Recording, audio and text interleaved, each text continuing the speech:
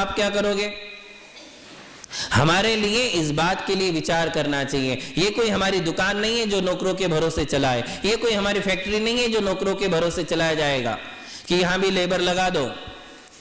ऐसा नहीं होता है। एक सच्चे धर्मात्मा श्रावक का कर्तव्य है कि हमारे मंदिर में हमारे मूल नायक भगवान का अभिषेक है, तो इसकी सारी क्रिया हम संपन्न करेंगे। हम स्वयं पानी छानेंगे, हम स्वयं पानी जो है ला करके उसको शुद्ध करेंगे, हम स्वयं चंदन घिसेंगे, हम सारी द्रव्य सामग्री धोएंगे, हम अपने हाथ से सारा काम करेंगे। उसका पुण्य ही अलग है। पद्म पुराण में लिखा है कि जो लोग मंदिर में झाड़ू लगाते हैं, क्या करते हैं? आज गुरुद्वारे में देखो आप, कोई नौकर लोग काम नहीं करते हैं। कौन करते?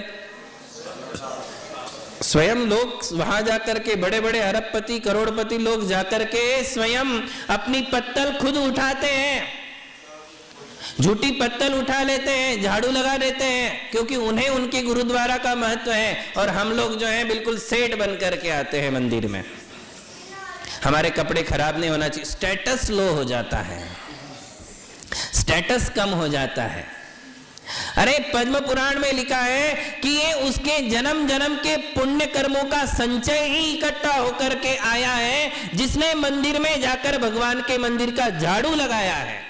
और जो मंदिर में झाड़ू लगाता है, लक्ष्मी उसके घर में प्रवेश करके आ जाती है। उसके जो मन में और आत्मा में बैठे हुए विकार हैं, जो असाता कर्म है, जो असाता कर्म उसके लिए रात दिन पेलते हैं, वे कर्म झड़ जाते हैं जो भगवान के मंदिर का झाड़ू लगाते हैं। कोई सामान्य पुण्य नहीं है।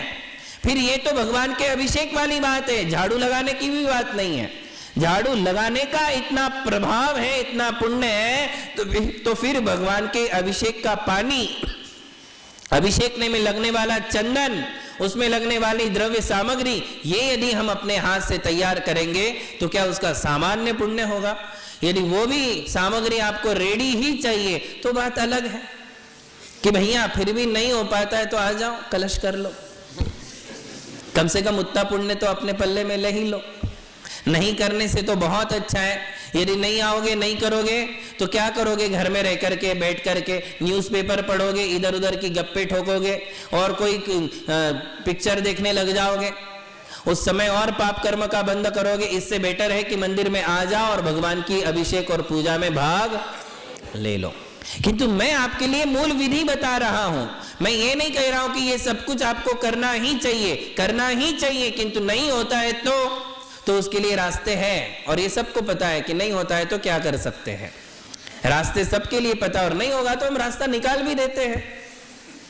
जहां रास्ता नहीं होगा वहां हम पगडंडी निकाल देते हैं, क्योंकि हमें निकालना ही है। तो कहने का मतलब है, और फिर बेचारा पंडित सुबह से लेकर के इतनी सारी क्रिया करता है, उसके ऊपर जाकर के हम गुस्सा करते हैं कि तू ऐसा करता है, तू वैसा करता है, तेरे लिए ये नहीं आता, तेरे लिए वो नहीं आता। हमें खुद कुछ नहीं करना है और फिर हम उसके ऊपर यदि जाकर के ऐसा गुस्सा करें तो ये और पाप के बंद वाली बात आ जाती है। इसलिए ध्यान में रखिए, हमारे लिए भगवान की आराधना अपने हाथों से करना चाहिए। पूरी द्रव्य सामग्री हम अपने हाथों से तैयार करें। और फिर मंत्रों का प्रारंभ कैसे किया जाता है। द्रव्य सामग्री हमने धो ली, शुद्ध कर ली, और अभिषेक की सामग्री भी हमने इकट्ठी कर ली। अभिषेक कितने प्रकार का है पता है? कितने प्रकार का है? 12 प्रकार का अभिषेक होता है। वो 12 प्रकार का अभिषेक नित्यमः, रोज वाली क्रिया है, नैमित्तिक नहीं। विशेष यदि अवसर है, पर्व के दिन है, अष्टमी है, 14 है, अष्टानी का पर्व है, पर्युषण पर्व है, तब तो 12 के 15 भी हो सकते हैं, 12 के 22 भी हो सकते हैं अभिषेक की सामग्री। किंतु रोज एटलीस्ट कितने प्रकार का अभिषेक करना ही चाहिए? 12 प्रकार का अभिषेक हमारे मूल नायक भगवान का होना ही चाहिए। मंदिर में वो 12 प्रकार वाला अभिषेक कौन सा है, उसकी विधि क्या है, उसके मंत्र कौन से है, उसका सीक्वेंस क्या है, ये सारी बातें हम आपके लिए अगले आने वाले दिनों में करेंगे। आज इतना ही। महावीर भगवान की